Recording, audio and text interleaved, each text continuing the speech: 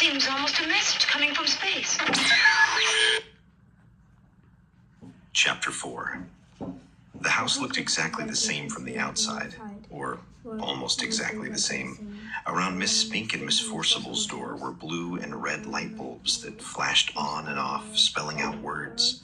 The lights chasing each other around the door, on and off, around and around. Astounding was followed by a theatrical, and then triumph. It was a sunny, cold day, exactly like the one that she'd left. There was a polite noise from behind her. She turned around. Standing on the wall next to her was a large black cat, identical to the large black cat she'd seen in the grounds at home. "Good afternoon," said the cat.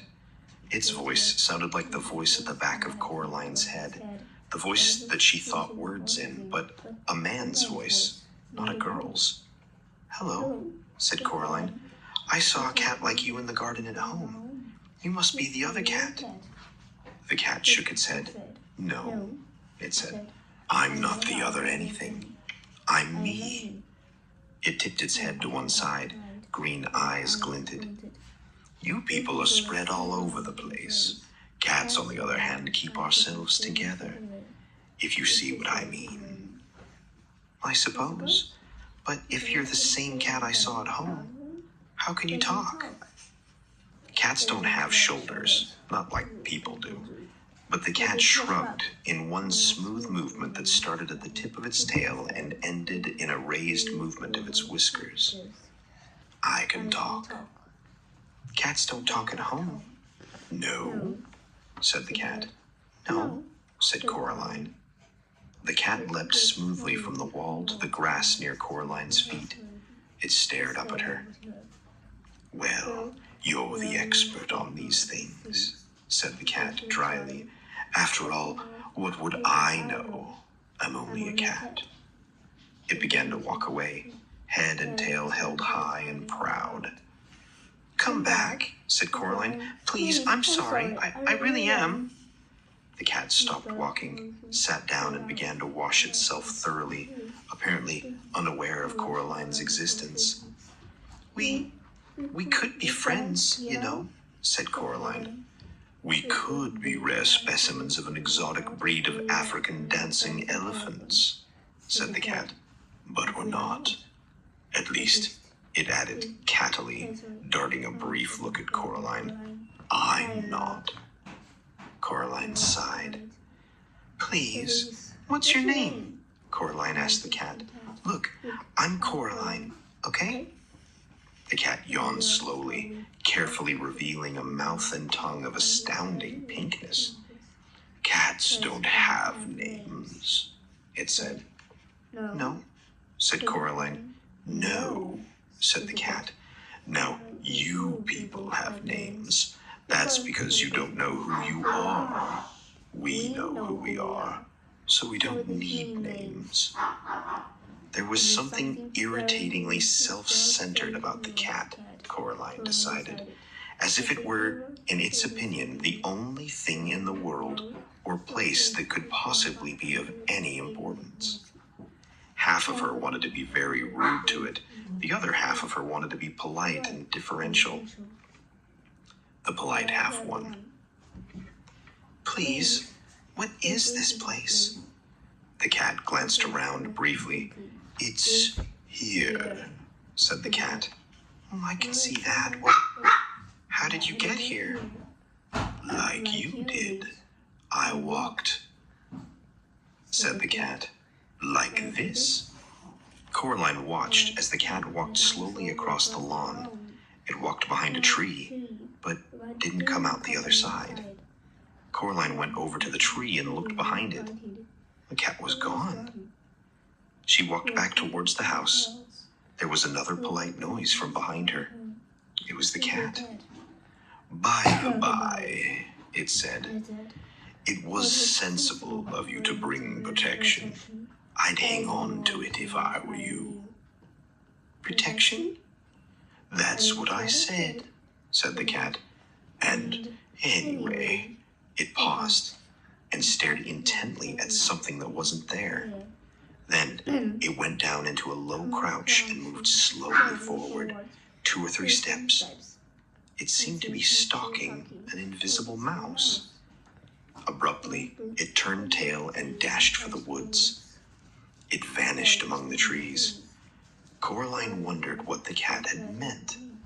She also wondered whether cats could all talk where she came from and just chose not to, or whether they could only talk when they were here, wherever here was. She walked down the brick steps to the Mrs. Spink and Mrs. Forcible's front door.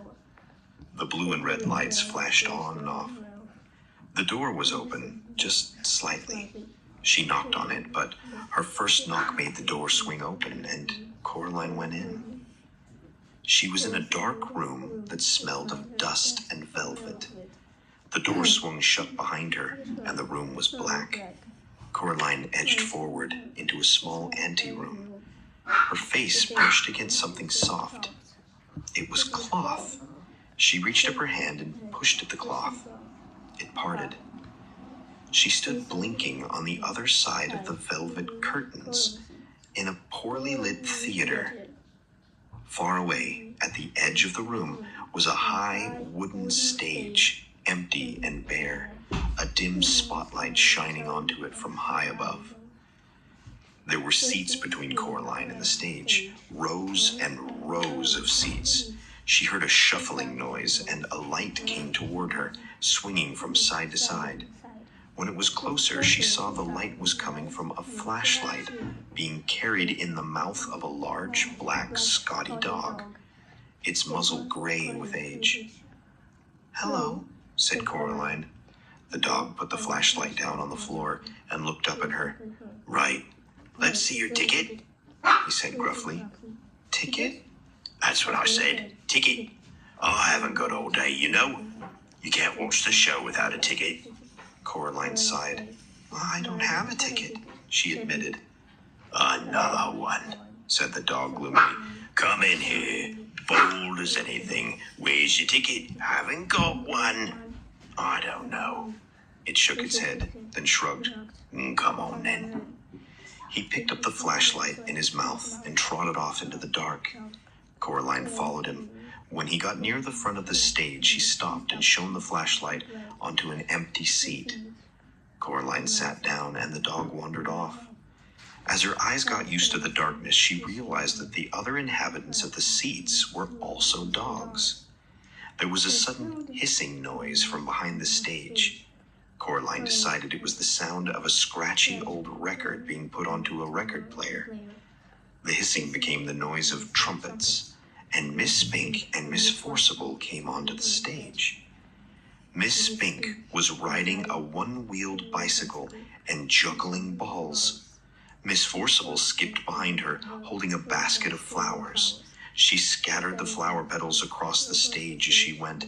They reached the front of the stage, and Miss Spink leapt nimbly off the unicycle, and the 2 old women bowed low. All the dogs thumped their tails and barked enthusiastically.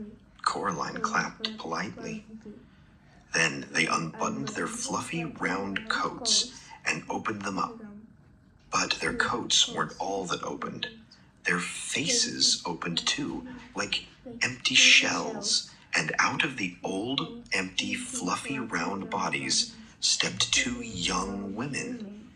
They were thin and pale and quite pretty, and had black button eyes.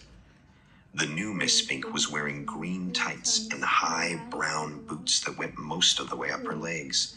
The new Miss Forcible wore a white dress and had flowers in her long yellow hair. Coraline pressed back against her seat. Miss Spink went off the stage, and the noise of the trumpet squealed as the gramophone needle drug its way across the record and was pulled off. "This is my favorite bit," whispered a little dog in the seat next to her. The other Miss Forcible picked up a knife out of a box on the corner of the stage. "Is this a dagger that I see before me?" she asked.